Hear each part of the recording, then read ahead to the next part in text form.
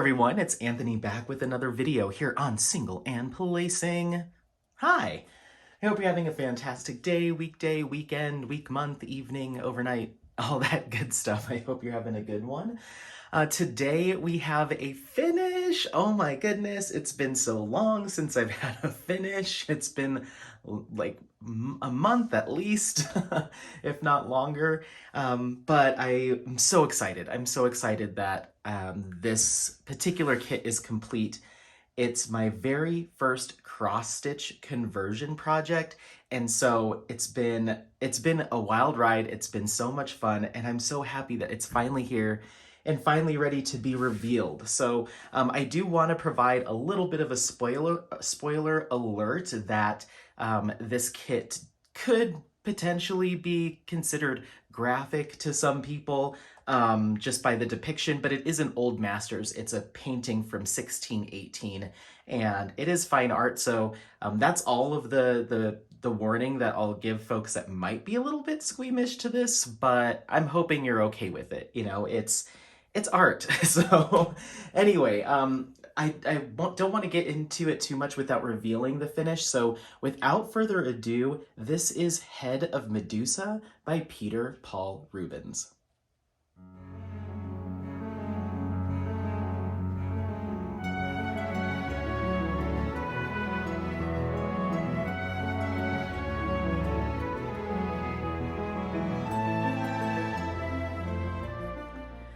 Okay, well, here it is. I can't believe it's done. Oh my goodness. So this is it. This is Head of Medusa by Peter Paul Rubens. This kit is from Jaded Gem Shop, both the canvas and the drills. I had to zoom out quite a bit to get this entire thing in frame so that you are seeing a little bit of the windowsill there, but here it is. Oh my goodness, I'm so excited. So this is a 100 by 61.25 centimeter square drill cross-stitch conversion project with 83 colors. No special drills, no enhancements. This is just as Jade sent it to me. And oh my gosh, I'm like, this was such a labor of love and a little bit of kind of a passion project, and so it's so cool to see it all finished. Oh my goodness. So real quickly, we'll just talk a little bit about quality, what I liked, didn't like, all of that stuff. I really didn't have any negatives with the canvas quality, the drill quality. It was all fantastic, and I think that's such a huge reason why this project ended up going a lot smoother for me than maybe it could have had I sourced my materials elsewhere, is just a really solid canvas quality, really uniform square resin drills. So no popping, no issues with gapping or spacing other than just your typical spacing from, you know, from diamond painting, just from your placement. But other than that, it looks fantastic and it worked up really well as from a quality standpoint.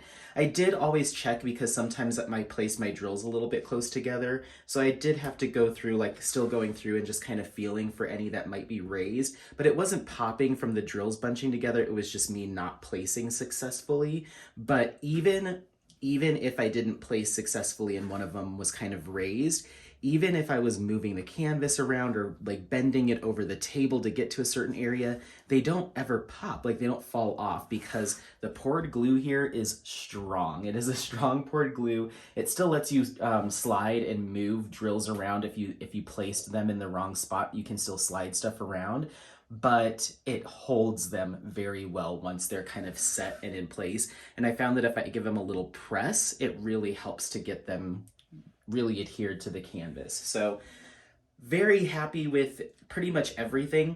The only thing that I ran into, and this is not an issue with the quality of the canvas, actually it speaks to how strong that poured glue is my washi tape. Once I bordered it, taking it off this morning and prepping for this video was a pain because that washi tape was so adhered to that pour over, or the glue that goes beyond the drill field. So I really had to go in there with tweezers and get all the little pieces of washi tape off that kind of didn't come up when I was peeling it, or didn't come off when I was peeling it off. So that took a little bit of time, but it only speaks to how good the poured glue is. But something to note, you may be fussing with your washi tape a little bit when you're all done. Other than that, I do notice a little bit of spacing here in the super light colors in Medusa's head and in the skin tone, just because those lighter colors tend to show that up.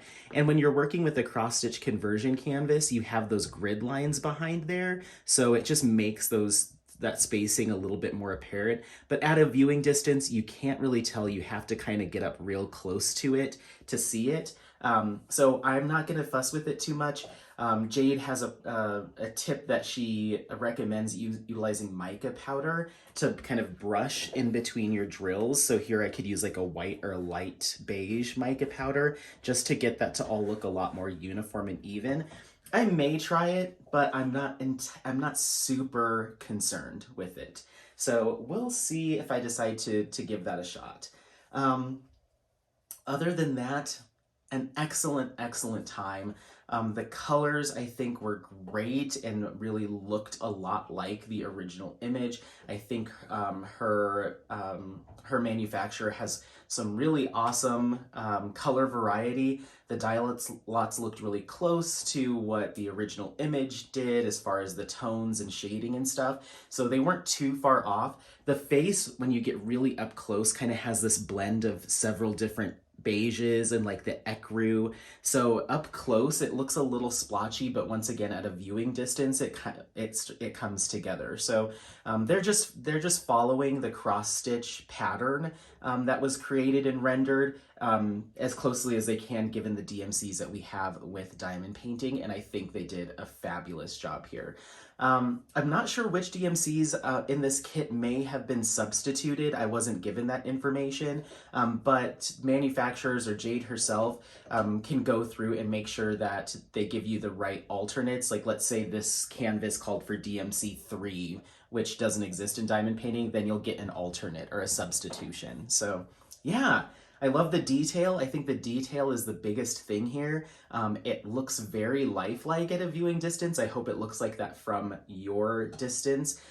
In person and up close, when I'm, just a couple feet away, it definitely has a pixelated kind of look to it, even at this 61.5 by 100 centimeter size. But this is such a big piece that you really do have to take a step back. I'd say probably like 6-8 feet, and that's when it looks, it looks so good. This is such a fabulous rendering of this image. And in a diamond painting, I was a little bit worried that things would look super muddy, but it absolutely comes together when you take a step back. So I'm hoping from the distance that you're looking at it with the camera zoomed out that you do get a lot of that detail starts to kind of become one and really look like the original image. But this is it. Regardless, it's even up close. I am so proud of this piece. And so proud of putting this all together. It was just an absolute joy to work on. I started this project on January 3rd, and as of filming this today, it is March 18th. So 2.5 months to complete this project. It is definitely my longest running project that I've ever done before. My last really big kit was a 60 by 125, but it was a traditional canvas and not a cross-stitch conversion, and that took me 2 months. So even though this is about 25 centimeters shorter, it took longer because of the time and care and just the amount of work that goes into doing the conversion piece of it. So I did this utilizing Pattern Keeper on a Chromebook. I originally started with a Lenovo tablet, but then I moved to the Chromebook. And with Pattern Keeper, and it worked up just fine. I was easily able to utilize those tools, and that'll be a separate review of my experience utilizing Pattern Keeper. I probably will do a different app on my next cross-stitch conversion so I can compare and contrast some of these different apps and tools that you can use for keeping an eye on your stitches and rates of completion and speed and all of that stuff. But Pattern Keeper was very nice, totally a breeze to use alongside the Chromebook. Only a couple snags here and there, but nothing major. I still feel like this moved really quickly for me, even though 2.5 months is a long time. I think for this amount of size and this amount of detail. Just the good quality canvas, the good quality drills, the right tools, it just worked up super quickly, I think comparatively. So yeah, I don't know what else to say. I'm gonna paint the border and get this hung here in the office, so I can have that on display. I might move it to the stairwell at some point in the future as I have more kits that I want to put in the office, but this is kind of my new, one that I want to show off. It's just, I think it's really cool. I love the imagery. Peter Paul Rubens did a lot of he's a Renaissance artist, and I believe he might be Baroque style. I'm not sure. But he did not a lot of images that are like with blood and stuff like that, but a lot of like Greek mythology kind of stuff, also some more religious theming as well. But this particular image, I saw it originally on a documentary. Actually, I saw it when I was browsing for kits to do or images to do as a custom for Summer with the Masters last year, and I saw it and was like, oh, that's really cool. And then I never really came back to it.